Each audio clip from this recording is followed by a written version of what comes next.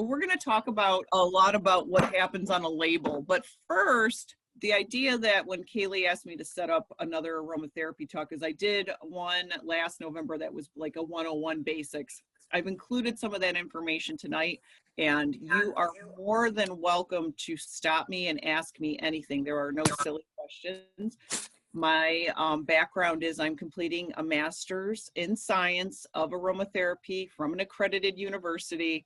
It is the only one in the country that offers accreditation in the realm of aromatherapy. Aromatherapy is a science. It is a lot about chemistry. It is a lot about pathophysiology, about how the body's going to respond and react to these constituents that create our beautiful essential oils. So this is a science. And the thing about this, and this is part of the whole debunking aromatherapy, is a lot of people think it's woo-woo, right? Woo-woo, oh, you're gonna take out your aromatherapy and rub it on and you're gonna be fine. You know, I remember my brother saying that to me when I was growing up. Oh, go hang out with Jen, you know, she's gonna massage you with some aromatherapy. And the funny thing was, back then I didn't even know the vast amount of information it takes to be a really wise aromatherapist or even an herbalist. But when we're dealing with aromatherapy, the problem is the FDA doesn't recognize it as anything other than cosmetics, which is very odd. So there's really no regulation on how we are administering essential oils in the United States. There's really no safety information that has to be presented when you purchase an essential oil. You can buy an essential oil that's been sitting on a shelf somewhere at a grocery store for 3 years and you wouldn't even know the difference unless you were having a conversation with somebody like me. And I was telling you, like, you probably want to watch where you're buying your essential oils because we don't want to buy old stuff. So there's a lot that goes into this. And the problem is too, we also are inundated, especially in Northeast Ohio, with multi-level marketing companies who push products and don't educate the people pushing the products. So that creates a ton of room for myths. And then a lot of people are going, and I'm sure you've done it. I've done it before I was a professional aromatherapist, is you go to a blog or you go to Google and you're like, I'm going to find all my answers there, right? So I've spent the last 3 years of my academic career studying peer-reviewed information. Do you know what peer-reviewed means? Peer-reviewed is the form of research that says, we substantially backed this research up by having other experts look at it, validate it, and publish it. Did you ever think aromatherapy would be linked into something so intense? There are a ton of clinical studies that are now being done using essential oils. Not all of them are what I would link them to as a aromatherapy study, so to say. A lot of these studies are using lab animals and doing very interesting experiments to prove the value of certain therapeutic benefits of essential oils and using essential oils as replacements for unnatural products. These are all things aromatherapists would probably never do if we were to present our own study. You know, let's say I took all of you and I had you in a room and we did a study together. I would go a whole different route than somebody who, you know, was trained as a clinician in a lab. But that research is really validating aromatherapy for its benefits, for its science, and also for its risks. And there are a lot of risks when we're using anything, even with herbs, there's risks, right? So I want to talk about that cloud tonight. So if you want me to talk about something else, I am so happy to have you pop a question into the chat box, and I will absolutely make sure I address it in this conversation as well. But I'm glad that most of you have oils. That'll make this a lot funner. I'm going to pull up my PowerPoint right now, so just give me a second. I'm going to share my screen with you. Are you guys all good? Can you see my little PowerPoint here? Give me a thumbs up. Great. Okay, so here we go. So I like to start off with this little quote because I think it's important to remember this, because As Westerners, we really devalue natural medicine, right? A lot of people are always, you know, on this give me the pill, let me swallow my pain guide over here in the West. You know, pharmaceutical companies make a lot of money. So the push for natural is becoming huge right now, especially as we've been during the pandemic, right? People are looking for natural things to help them feel better. But the thing is, just because it's natural does not mean that it's safe. Think about where our pre-modern poisons came from, right? They came from medicinal plants, and usually that just meant that you could overdose on that plant and it would kill you, or kill somebody that maybe you were trying to get back on. But we're not going to talk about that today, okay? So tonight I want to talk about how essential oils do not keep forever.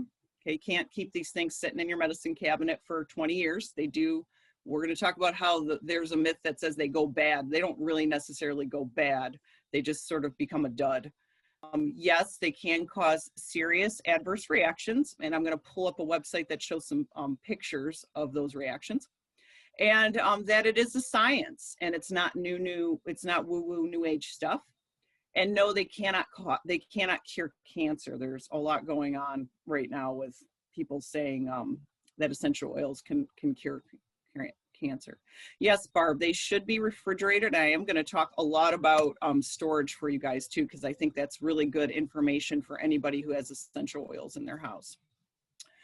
Okay, so my qualifications, just to clarify again, is I'm receiving my master's this December. I've been studying with my school, the American College of Healthcare Sciences, which has a fabulous blog if you're looking for good essential oil information. I've spent 3 years working on my master's. I have 2 children, so that has delayed me quite a bit. I'm researching aromatherapy within the world of peer-reviewed research, which I tried to explain to you. So you understand that I am studying only the facts. And if I submit a paper into my professors that's not based on documented research facts regarding aromatherapy, I don't pass the course. So this is very important to my education. I've been a CAM practitioner. CAM is a term that you might want to know if you're, you know, interested in things like yoga and meditation and stuff.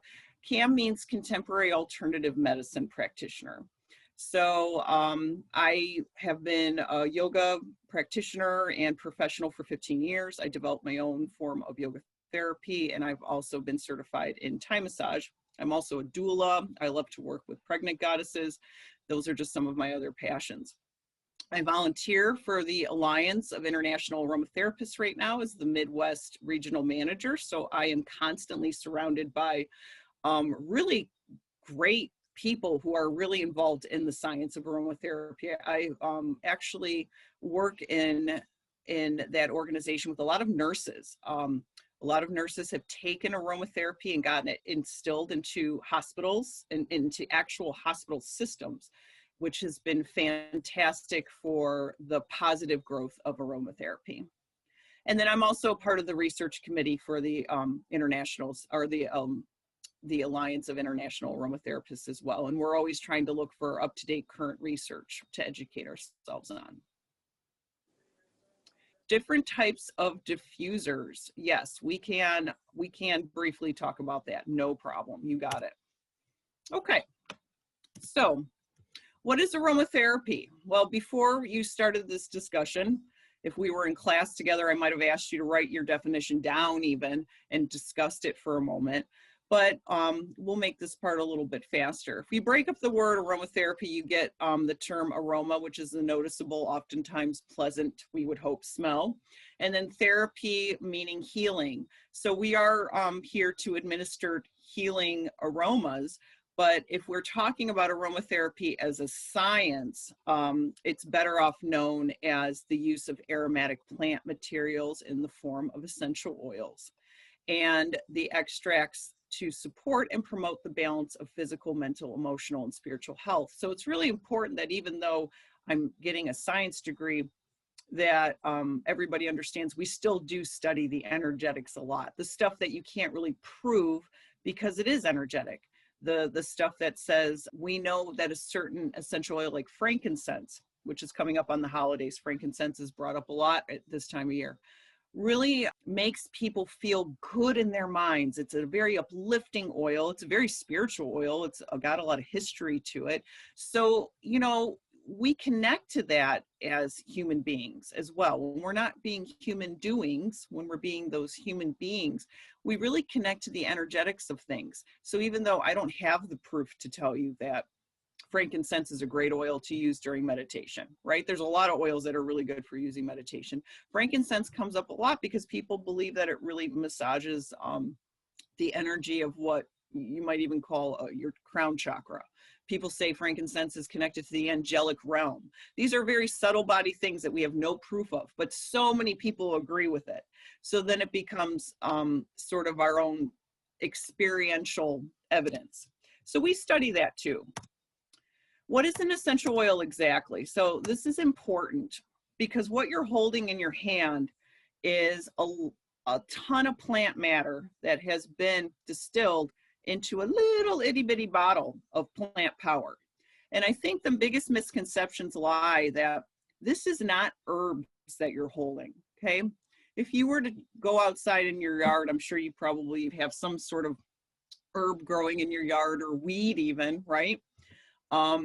Mint, it grows, you know, pretty rampant everywhere, especially in Northeast Ohio. If you've planted mint before, you know it spreads. You grab a handful of mint. Well, if you grabbed that handful of mint, you could make a cup of tea from it. Be a delicious, perfect amount to put into a cup of tea. If you put a handful of essential oils into your tea, you would become very, very ill. And I think that's where people misunderstand that whole, just because it's natural, it's not, you know, doesn't mean it's safe. Really, one drop of essential oils would probably be equivalent to many handfuls of plant matter or plant material or peppermint to get that one drop.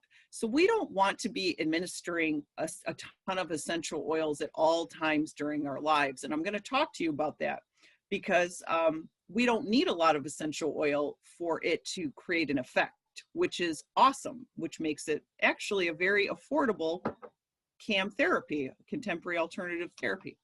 So when we talk about essential oils, we talk about, I'm sorry, my little Zoom is hiding my thing, power plant material. This is really dealing with the chemistry of the plant. Essential oils are a part of the plant's protective process. They can act as insecticides for the plant. They are generally stored in leaves, stems, roots, grasses, resins or tree bark inside the plant. They're highly concentrated and they are volatile. They're not stable molecules. So volatile means they're easy to dissolve into the air. So that's why when I talk to you about storage, it's going to be really important you keep your essential oils capped and tight because we don't want oxygen getting into them. Every time we open our essential oil, air's hitting it and it's essentially, no pun intended, breaking it down. Just as a reference of how much. So I know there's a big trend right now, and I'm not going to talk too much about this because this gets to be a really touchy subject with people. But if you ever want to talk to me about essential oil research, please reach out anytime. The internalization of essential oils has gotten out of control. And a lot of people are just adding essential oils to add them into their water and into their tea. And I'm going to tell you why this is not the best thing to do. So if you think about it, 45 lemons it takes. And if you look at your bottle of essential oil right now, a lot of you are going to have either somewhere between 5 and 15 milliliter bottle of oil, right? I think most of you held up that size anyways. Your 15 milliliter bottle of lemon oil, let's say, was 45 lemons at one time in its life.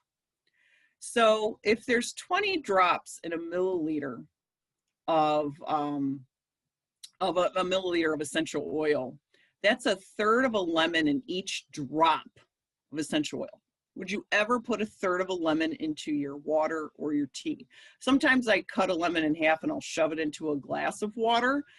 And that's usually just maybe during the summer on a hot day. But otherwise, I put a slice into hot water with lemon or into my water, and that's about it. And most likely you do too. So I don't quite understand why or what we think this equation is supposed to be doing for us, that we would be internalizing that much essential oil. It's just not going to be good for your digestive system and all all the things that have to happen in your metabolism to pass that through your body and to release it out. Rose oil, so if we think about it now from a perspective of cost, rose oil is incredibly expensive, beautiful, precious oil. I love rose oil. It's gorgeous oil. But just so you understand, rose oil's so expensive due to the mass amount of petals that are needed to produce. So 10,000 roses it took. So you look at your bottle again, the size, 5 milliliters of oil or 60 roses per drop. It's a ton of plant material it takes to make that oil. So when we talk about aromatherapy, usage-wise, less is more. Think about it as a cost effective perspective, right? You don't want to waste all these precious oils because it would cost you a lot of money to keep up with it. But also the amount of plant material it took to just make one drop of oil tells us like these concentrated materials really need to be taken seriously and taken with great care in our lives. So how does it work? The best way to administer essential oils, and I say the best way because there's many reasons to support this, much evidence to support it, is through inhalation. Inhalation, the minute you inhale your essential oil, so go ahead and if you want to uncap your essential oil, I don't recommend you take it right from the bottle, but from the lid. The lid's going to give you more of an experience of what that aroma is actually going to smell like. If you smell it right from the bottle, that's too many molecules at once, and then oftentimes you're like, ah, that smells terrible. But if you smell the lid, you'll get a little bit of a better experience. So you're breathing in those molecules and already, boom, it's hitting you. It's hitting your olfactory system. So already you're making a conscious decision of whether you like the oil, whether it's soothing you, whether it's energizing you, it's doing something to you, right? So it's impacting you from the moment it touches your sensory experience. The next thing is that it immediately gets into your body through your nostrils, through your nasal passageways, and gets into your bloodstream where it spreads out. All those little constituents spread out and they go into various areas of your body. And this is the part of aromatherapy science we don't really understand yet because you can imagine that in the last 10 years of research, there hasn't been a whole lot of funding going towards aromatherapy testing, but people are getting really curious. So we're getting more and more studies, but we still don't quite understand. We know when we take a pharmaceutical drug, okay, so let's say you take aspirin, there's one constituent in aspirin. You take it and it goes to one part of the body. Essential oils have a ton of different constituents. Okay, so these constituents are breaking down and going into many, many areas of your body. And we're not quite sure what that's doing yet, which is why I encourage you to not take risks with your essential oils. Oils can also enter the body through your skin, right? This is one of the most known ways to administer essential oils. You might be taking a bath, you might be massaging it into your skin somehow. And those essential oils get through the skin barrier because their molecular weight is so light. And we get it through by application of some sort of a fatty soluble substance. So a carrier oil is what we call that in aromatherapy because it's carrying your essential oils through the skin. So that might be coconut oil, sunflower oil, sweet almond oil, and you would add your essential oils to that and you're going to massage it into the skin and it's going to get in through your skin and eventually into your bloodstream as well, but not quite as effectively as inhalation. Inhalation is also the fastest way to absorb essential oils into the body. I think from the research that I read, it really only takes like 20 minutes for them oils to get in your body and do their thing, but we metabolize them very quickly when we're just inhaling them or even through topical application, that we usually end up peeing them out, or you know, your liver and your kidneys do their job and it's out of your body in about an hour and a half. I like to say staying on the safe side under a day, but pretty short-lived, about 90 minutes. We can also administer them through steam and through warm environments, which is why aromatherapy works really well with massage, because when you're getting that nice friction going, when warming up the skin, we absorb a little bit more of the oil that way than if we were to just kind of slather it on and let it sit there. It's not going to do a whole lot. Okay. So I want to address this because within the conversation of myths, we have to kind of look at why do we even want to use this stuff? And I think what happens is a lot of times we get in that excitement that there's a quick fix to something, and everybody thinks, well, this is my next quick fix, right? I'm going to drink this tea, it's going to do that. I'm going to do this for a day, and I'm going to feel that. And again, that's a cultural thing. So it's not a bad thing because it gets us trying a lot of things. But at the same time, we have to remember there are no quick fixes. But there's a lot of things that we can do to make us feel good in the present moment. And aromatherapy is one of them wonderful things that you can say is a quick fix. Like you have a little aromatherapy spray in your purse, you're in a stressful environment. You're going to spray that in your car and you're going to be like, ah, that was the little bit of that release or that uplift that I needed today. But psychologically, I think it's important to remember that curing means that we're eliminating all the evidence of a disease in the body, but healing means we're becoming whole. And aromatherapy is really about healing, right? About finding a practice or a modality that's going to bring something into our life that's going to make us feel like a wholer person. And that's something that you participate in. I always tell my clients and my students, you have to participate in your own healing. And if you're going to participate in your own healing, you have to be educated. So that's why this conversation we're having is very important. You got to educate yourself on what's out there and why you're doing it. You know, what was that whole saying, like, don't drink the punch or something like that, right? Know what you're actually doing. So I would ask yourself, well, what do I think aromatherapy is going to do for me, right? And most people would say usually something connected to stress relief and relaxation. So this is usually the list of items that people will be seeking out in their aromatherapy protocols. Stress relief, increasing the quality of their life just in general somehow, massage, relaxation, giving you an energy boost, first aid, sleep, meditation, migraines, bathing, energizing, and focusing are all great reasons to use aromatherapy. And these are all researched reasons to use aromatherapy. They have been researched and proven to be, and we always veer on the side of caution, somewhat affected, or we have some research documented showing an effective use. The chemistry of aromatherapy talks about therapeutic actions. I don't want to plug you with boring terminology, but I think because we are talking about something that's considered a science and we don't want to be woo-woo, that you understand that when you go to CVS and you're seeking out something in the Band-Aid aisle that's going to do something for your skin topically, if you had poison ivy, if you had a nasty bug bite or a rash, that you would be looking at things that have therapeutic actions. And essential oils have a ton of therapeutic actions because they're loaded with a whole bunch of molecules that do a lot of different things. And that's what makes aromatherapy such a complicated science.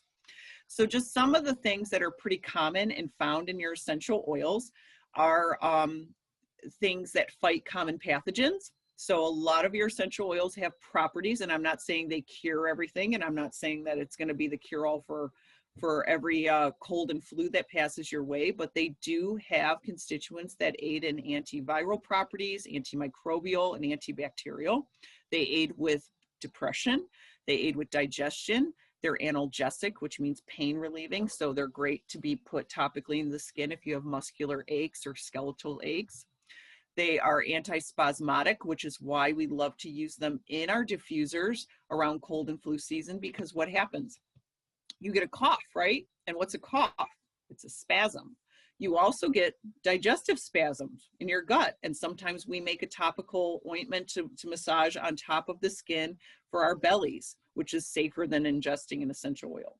We also have anti-inflammatory properties, anti-rheumatic, antifungal, and anxiolytic, which means anxiety releasing. So if you're a science person, those were a bunch of fun terms for you. So if you have any questions, just pop them into the box. But we're going to talk about a little bit about safety now.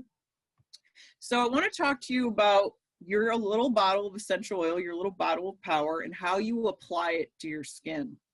So we never want to apply our essential oil to our skin neat. Okay, I don't know if this is a new term or an old term, but neat means without a carrier, which means you're going to take your essential oil and shake it onto your skin or do something with it without it being diluted. Very rarely would I ever suggest you apply essential oils to your skin undiluted. The only time we may do that might be for like a bee sting, or a very localized application of some sort. And we would only do it for a very short period of time, like a matter of a day or two, but not for like, this is the way we always do it, okay? The reason for this is several things. Sensitization and irritation, which are two different things that I'm going to talk about a little bit later. But also the skin requires it really to have a carrier oil. Your skin's not really permeable. Your skin's waterproof, right? It's supposed to be, which is fabulous. But in order to get things through the skin, you have to have a certain equation going on in order for things to make its way through those barriers. So one way to get it through those barriers is going to be to apply it in a soluble form. So you're going to need that fat soluble form to get it through the top layer of your skin to have an effect. Okay, so topical application, the nice thing is you only need a little bit of essential oil with a carrier in order to apply it topically to your skin.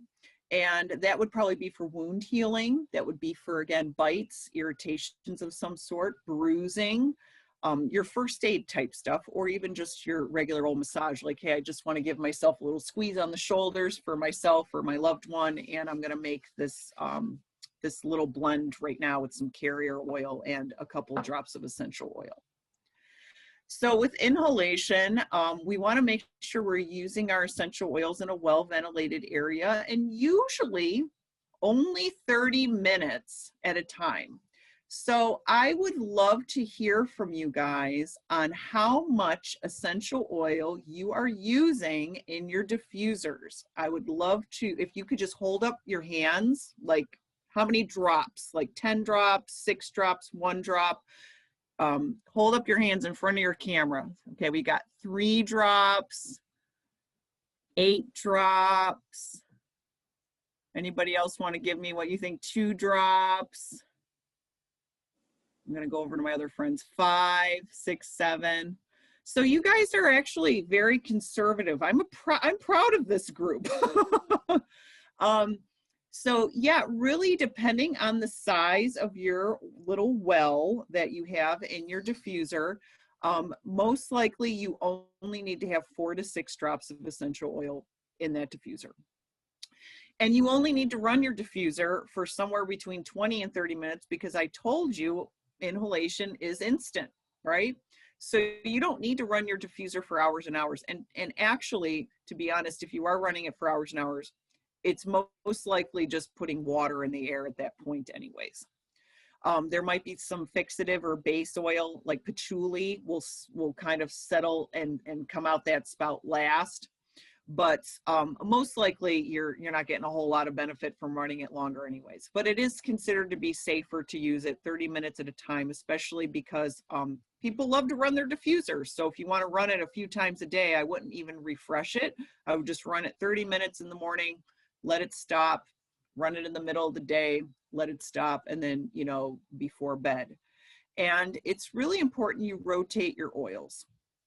So we build up sensitization in the body to essential oils. So if we're using the same ones over and over again, and this is very important to me as an aromatherapist, that I don't use the same oils over and over again, you get like a buildup. And this can really come out later. It's not going to be something that happens overnight. Sensitization is something that happens over a period of time of using the same thing over and over again.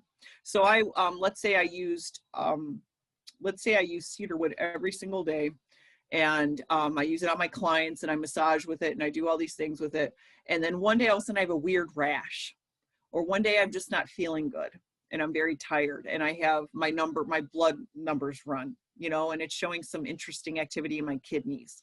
This is all things that can happen by overuse of essential oils, which is why if you go back to my ingestion conversation, is like drink tea, don't drink oils, because you can have these buildup problems.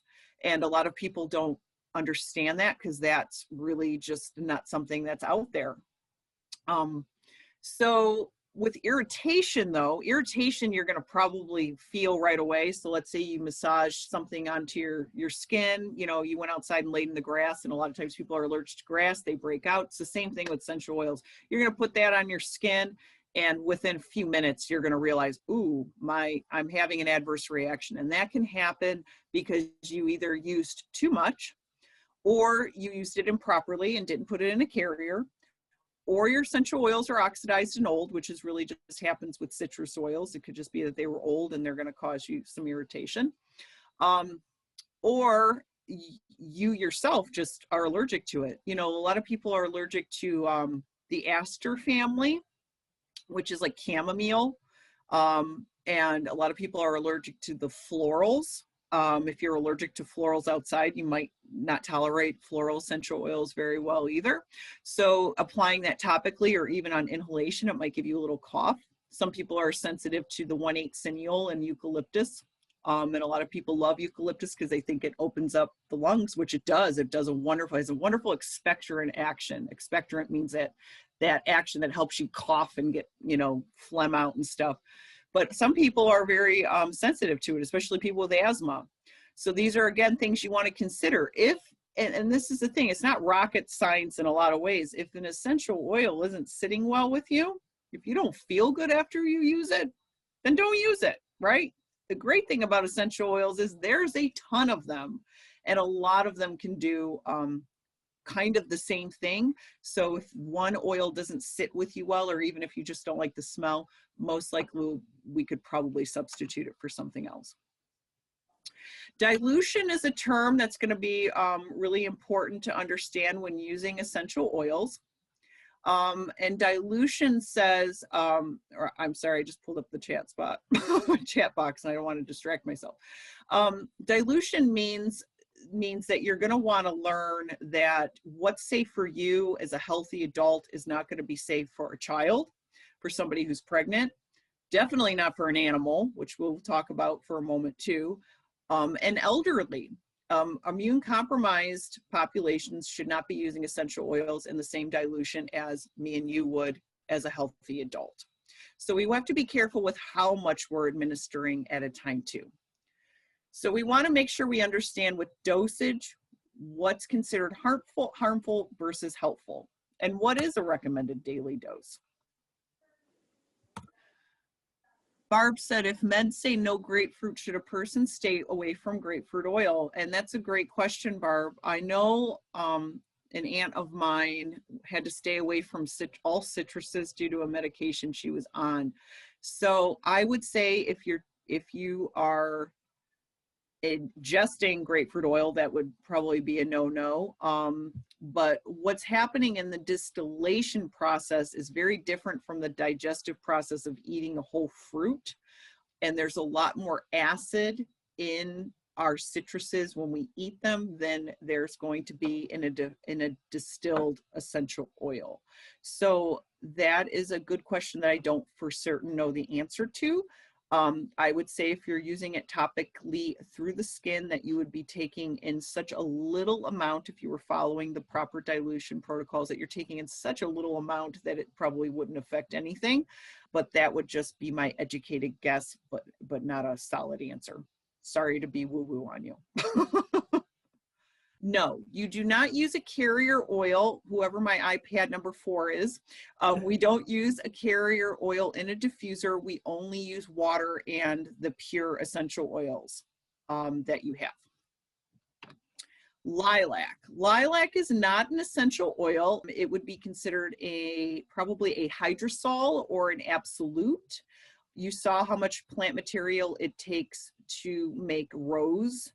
Lilac is going to be right up in that department, and it's a really unstable. Florals can be very unstable in the distillation process, so they have to use like a solvent and I think an alcohol type extract in order to get the plant essence out of it. So I would say you're best to find lilac hydrosol, or if they have, I know jasmine's in an absolute, which it just means the way that they get the essence out of the plant is going to be different than an essential oil, and it's going to make it a lot more expensive. But hydrosols are a really wonderful, gentle, and really safe way to use essential, a product of essential oils, because hydrosols are a product of essential oils. So they're much more diluted. They're safer to use around pets and children and people that you might be worried about using things. But lilac has a lovely hydrosol. Okay, so we're going to keep going here. Young Essentials. Is that a company, Young Essentials? I'm not sure. I would say a good hydrosol company, Mountain Rose Herbs, is a lovely herbal company that sells herbs. They do sell essential oils that I don't know much about how they obtain their essential oils, but I do know they have wonderful hydrosols. I do not know anything about Young Living though, so I wouldn't know. I tend to stay away from the multi-level marketing companies, to be honest with you, because I don't trust the information they put out. Okay, so here's some myths for you. We know essential oils do not cure cancer. There was a lot of information going on about frankincense for some reason over the last couple years curing tumors. This is not true. You can look up on Robert Tizeran's blog, which I will share with you. I'll screen share that next after the PowerPoint. But he talks about how there is no evidence-based research at all that has been conducted on frankincense essential oil. I believe there was actually sort of a misconception about the essential oil versus some form of frankincense, the resin being processed in a different way, and a constituent out of that essential oil was, or that frankincense had a constituent connected that was anti-tumoral, you know, fighting tumors. But there's no essential oil that's going to cure cancer that we know of at this time. Whitening your teeth by putting essential oils in your mouth undiluted. Okay, that was one that came up in my yoga training with my girls when we started talking about aromatherapy. And we're going to talk about how scary that is to suggest or have someone suggest that to you in a moment. It's not going, they're not going to cure your sex life, and they're not going to work effectively applied undiluted to your soles of your feet. This is a really big myth that's been circulating around in the aromatherapy community for like years. And we really don't know where it came from. I just asked my teacher about this the other day too. We don't know where it came from. There's no evidence to support this. It's got to be like an old wives' tale, you know, like stick the onion in your sock and it's going to cure the flu. But putting lavender oil on the soles of your feet straight is going to cause you more harm in the long run than anything helpful. The tissue in the soles of your feet, is it not like the thickest than anywhere else in your entire body? So how, if it's difficult for essential oils to be getting through the skin, like I told you, even through massage, just on a soft area like your arms or the palms of your hands, it's not going to be really an effective area to apply on the body, on the soles of the feet. If anyone wants to comment on that, or maybe where they heard that, that's a really big common one that I get a lot of questions on. And then there's that whole myth of detoxification. What does that even mean? A lot of people use this very loose term of detoxification. This is going to detox you and this is going to detox you. The minute someone says detox to me, I have a lot of red flags that go up, because usually that's a really uneducated way of explaining a lot of things that could happen, right?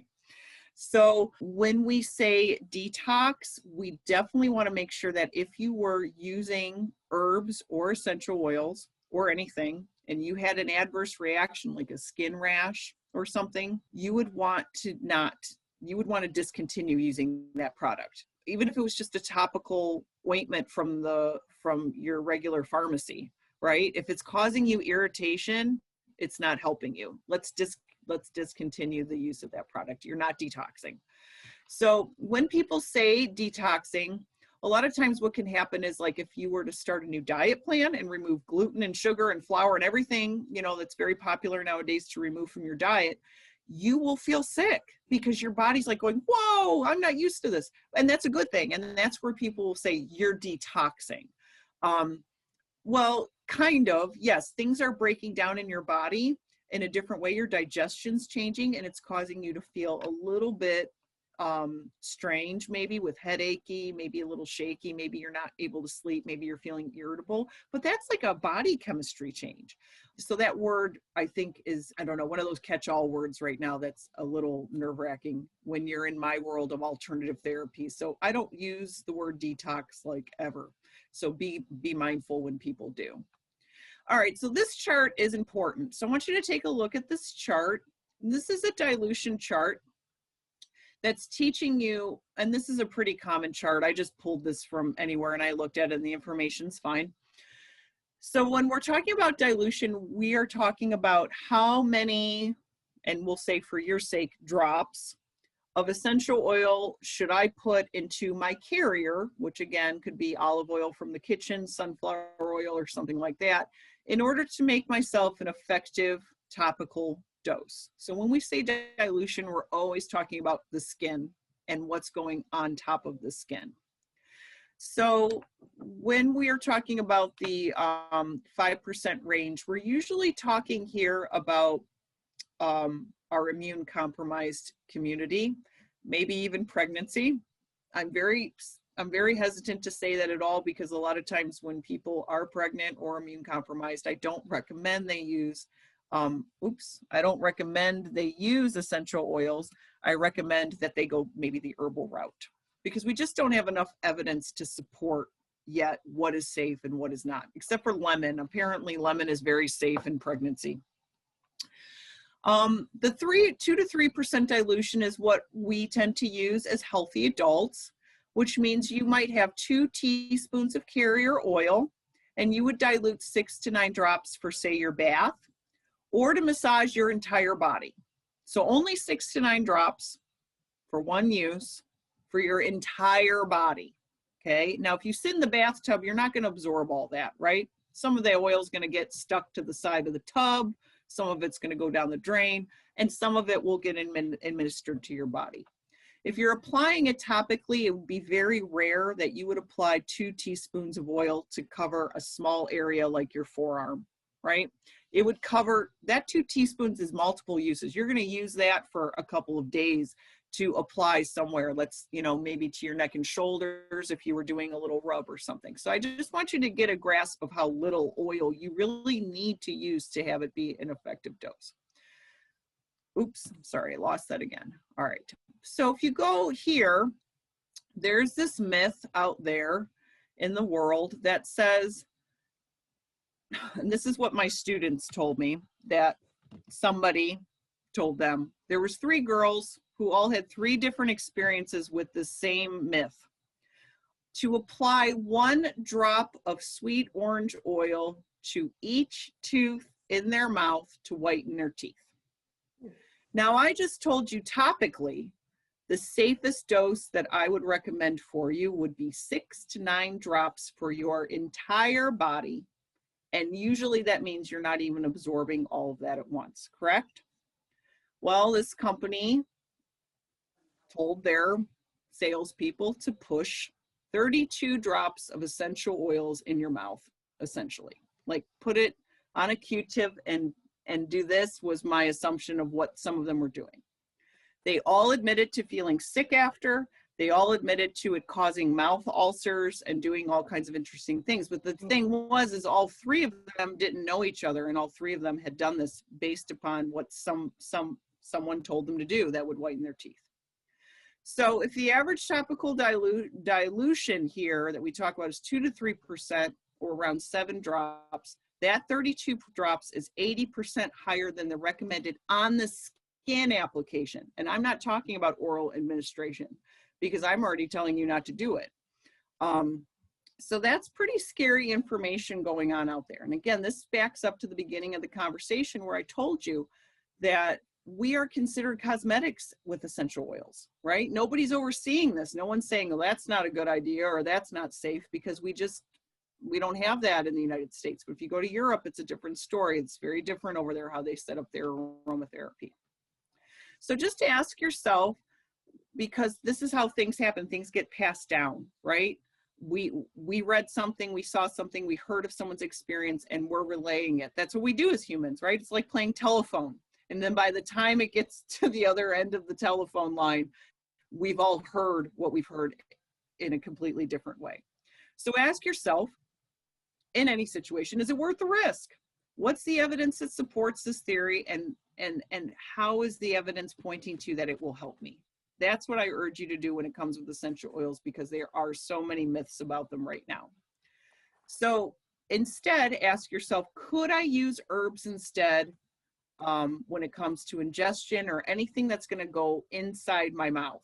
Because there are tons of herbs, including baking soda, which is in your house, that'll whiten your teeth. You don't need to buy a very expensive bottle of organic sweet orange essential oil and waste half of it by applying it to your teeth and your mouth, when baking soda will work just fine. So ask yourself, when is it more effective for me to use essential oils, and when is it more effective for me to use herbs? And I would tell you, using herbs for ingestion purposes would be optimal almost every single time, unless you were overseen by somebody who really is experienced with the internalization of essential oils. My preference for carrier oils. So my preference for carrier oils, iPad number 4, if you want to tell me what you're thinking you want to use it for, because there are so many different carrier oils, I will tell you, but my mainstay carrier oil that I tend to use in most blends for just about anybody is sweet almond oil.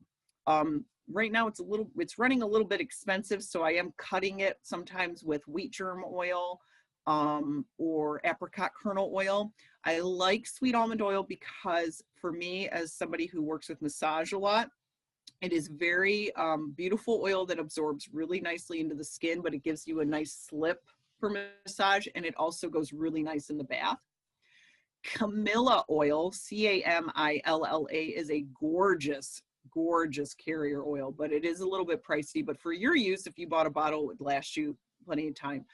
Gorgeous oil, great on the face, great on the skin. You could just even use it straight. You don't even have to put an essential oil in it. Just a beautiful oil.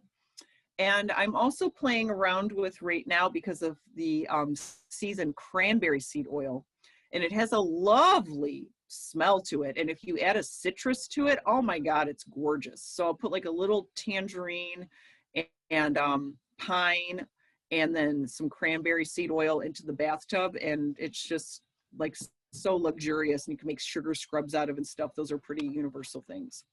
This was just a slide to talk to you about making sure that you understand aromatherapy. As a professional aromatherapist, we really make sure we understand that each of our clients are having their own individual experience with an essential oil. And just because you don't like an essential oil, I told you we can usually swap something out and have a similar effect. It's okay. Be picky about, you know, what scent therapy works for you, because if you don't like it mentally, you're not having that energetic experience we want you to have. But the cool thing about aromatherapy is even if you don't like an essential oil, you're still reaping the benefits of it once it's in your body. It's still going to do the same thing, whether you like it or not, which makes it kind of a cool science. How do I know if my oil is any good? So this is why I wanted you to have your oil on you. So go ahead and pick your oil up, and if you need your readers, grab your reading glasses, because the print's usually really small.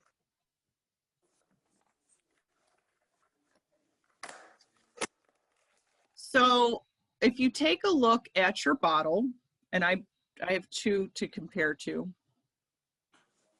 there's a lot of things that we want to consider when we're buying, because as consumers, we have the power to drive what is out there. So the first thing you want to look at on a bottle of essential oils is you will see the name of your essential oil written in, you know, normal English. Mine says eucalyptus and I have tangerine. You will also note if your essential oil is considered to be organic or not. There would be some kind of labeling on it. I really recommend for essential oils, especially, that you are using pesticide-free essential oils, because that stuff is going right into your bloodstream, and you're going to want to have the most purest plant power out there, not to mention it's keeping our earth clean. So underneath the name, you're going to see a Latin name, and that's your genus and species. That's your Latin binomial for what kind of lavender or what kind of eucalyptus you have. So a lot of times that is going to be your identification of what is this essential oil going to do for me? There's a lot of different kinds of lavenders. There's a lot of different kinds of everything. Rosemary has, I think, 3 or 4 very popular forms, and some of them are very high in camphor, and some of them are very high in 1,8-cineol, and those are going to do different things in your body. And that's where it becomes very complicated for us as consumers if we're not educated on our essential oils, which most likely, I like, again, 3 years ago, I wasn't. I would just be like, that lavender looks good, right? So it's interesting for you to look up, maybe after this little presentation's done, look up your genus and species and see what it has to say. So I'm looking at Eucalyptus globulus, which is a very common form of eucalyptus. It is somewhat high in 1,8-cineol. It's not considered to be the most gentlest eucalyptus, like Eucalyptus smitty is considered to be a little more gentler, and it's not a really aggressive eucalyptus. It's a little sweeter, and I'll know that by knowing the genus and the species. It gives me a lot of information when I'm buying an oil about what I'm getting.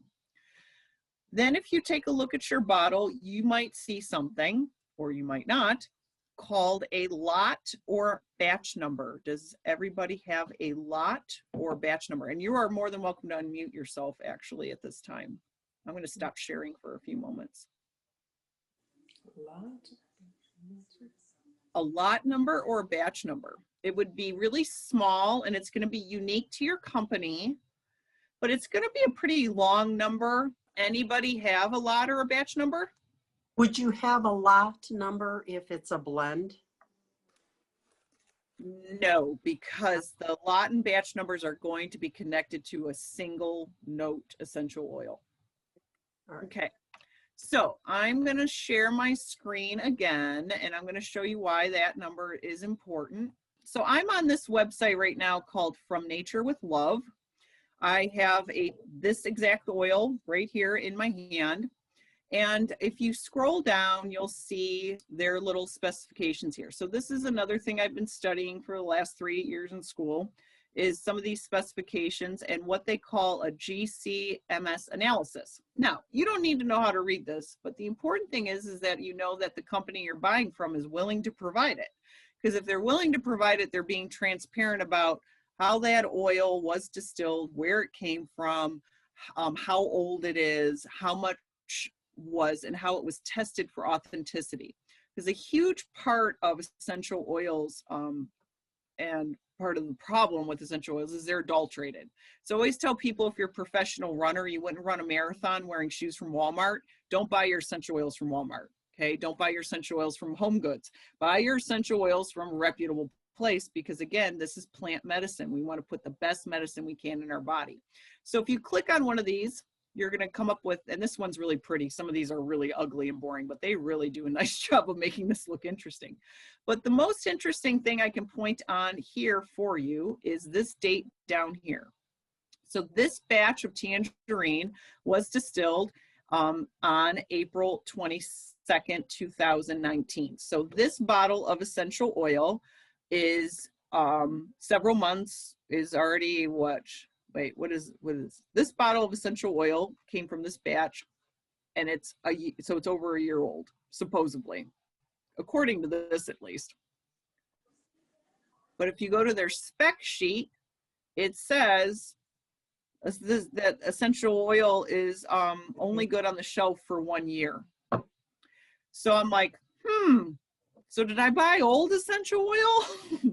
Or is it from the time they pour it and give it to me? So you can dig deep into this, but it's from the time that they poured it and gave it to me. So they're saying, you know, we're keeping it safe, we're keeping it proper for you, but once we give it to you, you're only going to want to keep this essential oil for 1 year. So you're going to want to maybe look at some of these forms and see that date of how old that oil is. And if, again, if they're being transparent about it, most likely they're not going to sell you something. Anyways, this information can be found on various companies' websites, not just this one. They're all over the place, and it's usually somewhere around the pricing that you can start to be little investigators and look things up. Another nice thing is you might be able to see where your essential oil came from as far as country of origin. A lot of people love French lavender. A lot of people love English lavender. even with thyme, you know, you might want to buy thyme that grew in a certain location because you know it's going to smell better than a thyme grown in a rockier, more mountainous terrain. So there's a lot of different things that happen in the environment that impacts what our essential oils smell like. And then if you look over here, this is the chemistry I'm talking about. These monoterpenes are very popular in citruses, and it means the essential oil is going to be very light. It's going to be very easy to disperse into the air. It's not going to last a long time. It's not a heavy oil. When we see a lot of monoterpenes made up in our oils, it means you're going to put it in your diffuser. It's going to diffuse, and you're not going to be able to really smell it for a long time. But a basier oil that's filled with something called, this is called sesquiterpenols, but if you see sesquiterpenes in an oil, that is going to mean it's going to be denser, it's going to be heavier, it's going to last a really long time, like patchouli.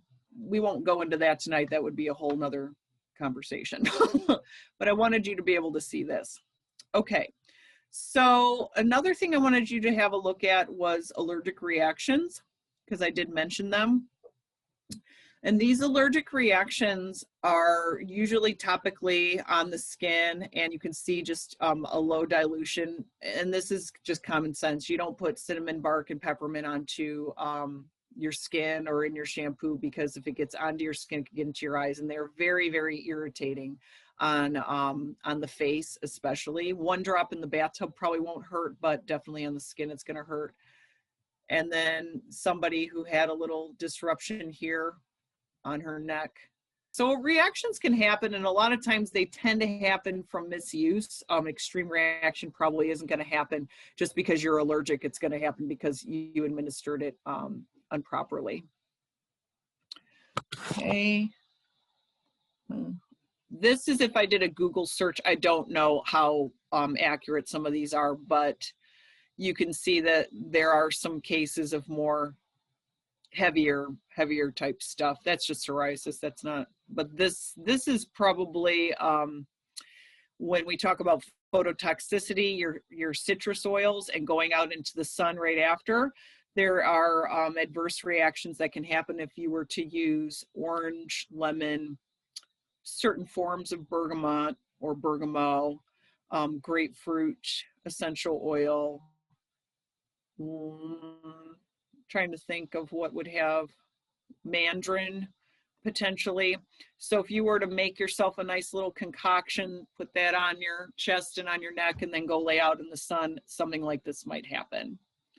So, and that's even in low dosages, and that's something we call phototoxicity or photosensitivity. And if you have a citrus oil in your hand, take a look, because sometimes they will say on a warning label not to go out into the sun. Okay, so that's what your batch number was telling you. And then there's also a lot number. The lot number would tell you it's traceable. So if you did have an adverse reaction, you would be able to contact that company and say, hey, I had a weird reaction to this oil, what's in it? And they'd be able to tie it into that lot. But if your oils do not have that on your bottle, that's something to consider. They're not giving you that information up front, which means they're not making it easier for you to find. And I find that companies that do not label their essential oils with a lot and a batch number to be a little bit less likely to have pure forms of essential oil. On your essential oil, you might have a cautionary label. This one does for my school. And the certification of organic, and then the size, and that's about it. Does anybody else have anything weird on their bottle that they want me to take a look at? Cooking with oils. Cooking with oils, that's a good question, Jean. Actually, yes, I think cooking with essential oils is okay. I don't know much about it, but we know that essential oils are used in our flavorings. A lot of essential oil research is written about how it's used on our flavorings and in our food preservatives because it fights microbials and bacteria. So I would just, again, always veer on the side of caution of how much you're using and what you're using it for, right? But I think if you were to add a couple of drops to a cookie recipe or to some sauce or something like that, like lemongrass and soup, 1 or 2 drops is going to do a lot of flavor, and it's going to be spread out through that big batch, and you'll be just fine. Okay. Any questions at this point? I think we're hitting our time. I'm going to talk about storage because I know somebody wanted me to talk about storage, right? So when you store your essential oils, they always should come in a glass bottle. If they come in plastic, they are not an essential oil. Let's just start with that. But they should be stored in a cool, dark, dry place. The best place to store your essential oils will be in your refrigerator, or if you have a basement that's very cold, even in the summer, usually below 65 degrees or even cooler. If they do get a little bit crystallized, that's fine. A lot of time that's even a sign of their purity if they crystallize a little bit in the cold, like rose oil will. And then once they're brought to room temperature, they go ahead and liquidize right back to normal. It won't hurt the oil. So I actually keep all of my essential oils in a beer refrigerator. You know, one of those small refrigerators. That's where all of my essential oils and blends are kept until my clients, you know, buy them and I use them for blends. With storage, they tend to store, citruses store for about a year. And then other essential oils tend to last more towards the 2 to 3 year mark if you've stored them effectively and if they were fresh when you bought them, not sitting on a grocery store shelf, right? So my tangerine oil, even though we know it was distilled in April of 2019, I bought it fresh from the distributor, right? It wasn't sitting in a grocery store. So if it was sitting in a grocery store, most likely that essential oil probably wouldn't be that great. But there is talk that says as long as the oil isn't opened, that it might be okay. But then there's that question of, well, is the store, like if it's a mom and pop herb shop, they probably have, the store's probably a lot warmer than say Heinen's. So you'll just want to kind of be conservative about where you're getting your oils from and how old they are. As far as anything else with storage, I don't think I have anything else to tell you except that when you use your essential oils, to open them quickly, distribute them, and then recap them as quickly as possible so they don't go bad. When using topically, roll-ons and salves. So roll-ons are more of a perfumery thing for me. I'll use a roll-on for first aid if it's like a bug bite or something, or a migraine for people. I make migraine roll-ons. Salves are a little more effective as more of like an ointment for first aid, or if your skin is very dry. So I would just say it would depend on the method of use that you're looking for it to do. That would be what would be more effective is one over the other. So roll-ons are usually like really small topical application areas, like the temples perhaps. And then the salve is going to be more for spreading it out, you know, somewhere bigger on the body, or maybe for bruising or something like that. So you're going to ask me where to buy your essential oils now, right? Oils on wool dryer balls, I think, are fine. I'm not quite sure how much we're supposed to be using, but I think a few drops is just fine. And I think lavender and cedarwood work really well with laundry. And what did I use the other day? Because your old essential oils, so I guess I could tell you that if you have an old essential oil, your nose is the best way to tell you if something's going nasty or not. So your oils aren't necessarily going to go bad. They're just going to oxidize, which means they're going to lose their effect or possibly become very irritating when you use them. Your citruses especially. So you can use them to clean your drains. You can dump some down the drain to freshen the drain, like tea tree, peppermint. That's great to use that, or in the shower, like on the walls. You can also use them in your cleaning products and in your laundry detergent too, to a point. You don't want to add too much. But I would say just a few drops on those dryer balls would be just fine. So I mentioned mountain rose herbs. I mentioned them because they're really, really well known, but I will admit that I haven't studied their line. My school's essential oil line is called the Apothecary, and then a hyphen shop with 2 P's, .com. and that is through the American College of Healthcare Sciences. So there's 2 apothecary shops that if you Google, one's going to come up first. It's probably not my school's. It's the apothecary-shop.com. Their testing is so rigorous that there's a lot of times oils that we don't get for a while because they're just not happy with you know, whatever the process is that they're putting their oils through. So I recommend them because I know whatever you buy from them is going to be good, because that's pretty much all I buy. This From Nature with Love has not been too bad. I'm just starting to use some of their stuff as substitutes when I can't find it from my school, and they do carry an extensive line of carrier oils, but when I got them delivered, the carrier oils came in plastic instead of glass, and that was kind of a turn off for me. I prefer my stuff stored in glass. As far as information out there, I would definitely seek, and I'll share my screen with you so that way I can pull up that last slide for you. Okay, who can I trust? You can check out if you're looking for a registered aromatherapist. So just, you know, aromatherapists are not licensed. I will have a master's degree in aromatherapy, but there's no such thing as licensure like massage. So what we do have is something called registration, which proves that I've done a fair amount of education in aromatherapy, and I've taken a test. It's an expensive test to take too, and I've kept up with my registration. This is the way to find the closest registered aromatherapist to you. I was supposed to take my test in April and then COVID hit, so I'm pushed out till 2021. But there's only one other registered aromatherapist in the state of Ohio. And as far as I know, nobody else has a master's degree in aromatherapy. The Tisserand Institute is a wonderful place for online education, and they also have a wonderful blog, and they talk a lot about safety and myths on their blog. So I definitely recommend that.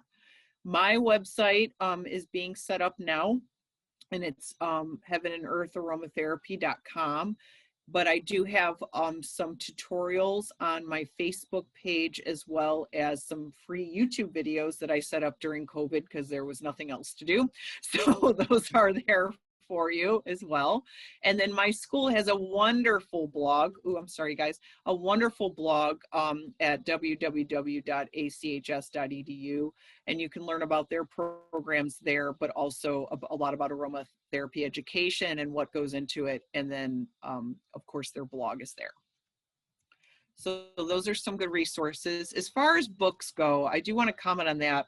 And I know we're on a talk with the library, is most of the books that are in the libraries, the regular libraries, are unfortunately not going to be the best sources of information about essential oils.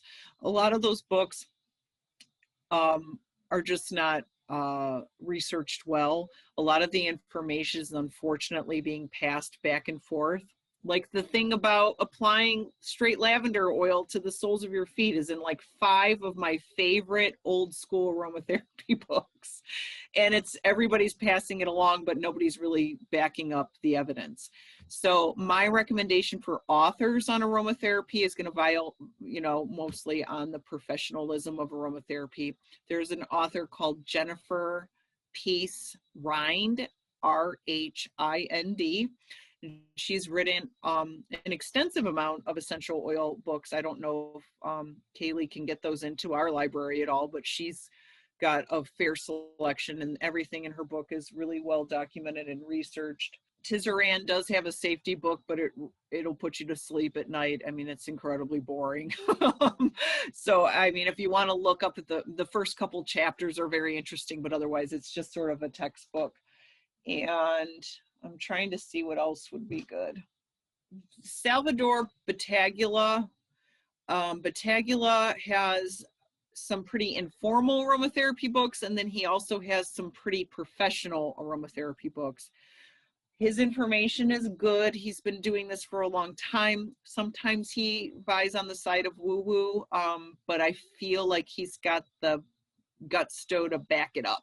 So those are some good introductory level books that you could turn to. And there's a Subtle Body Energetics book by Valerie Wormwood that I absolutely love. And I can't remember if it's called the subtle energetics of aromatherapy or something, but it's really all about the feeling and the essence of how these oils make us feel. I really do like that book when I'm creating blend for somebody and it's more on an energetic level. So that book is that was kind of cool, but again, there's no research to really back it up. It's just sort of through experience. So I hope you find that helpful. Somebody did ask me about diffusers. So it's not a one size fit all that they're all great or they're all bad. There is two different kinds of diffusers though. There's the diffuser you put water in, and then there's the diffuser you don't put water in. And those are very expensive. Those are like $150. But I hear that they work better for administration, like what we take in. Because I think I told you know how at some point are you just inhaling more water than essential oil? So those you can probably search for. I buy my diffusers on Amazon because they're $40 and my kids break everything. So I go through them a lot. And I can't say that I've noticed a difference because I'll just buy one that because it's pretty and try it out. And I can't say I noticed a difference otherwise. There's not really any studies been done in that regard yet of how much we're getting in. But if you notice an effect, then hey guys, you notice an effect, right? Then it's working. So, but if you want to look into those diffusers that don't require water, I would do that just to see if it's something you're interested in. Anything else I can do for anybody before we go? All right, well, if you like this conversation, go to my Facebook page and click that like button or that subscribe button on my YouTube channel, and that's how I can keep you updated on new things as I roll through. I love doing things called a crash course where I just kind of do this and I chat for 20 minutes on the camera on Facebook Live when I have time too. So I'll send updates on when I'm doing that. And then Kaylee will certainly have me back, I'm sure, to chat your ear off about the world of aromatherapy. Thank you for listening. And thank you guys for joining us tonight. Hopefully you learned something about essential oil safety for sure. Hi, everybody. Have a wonderful night. You too.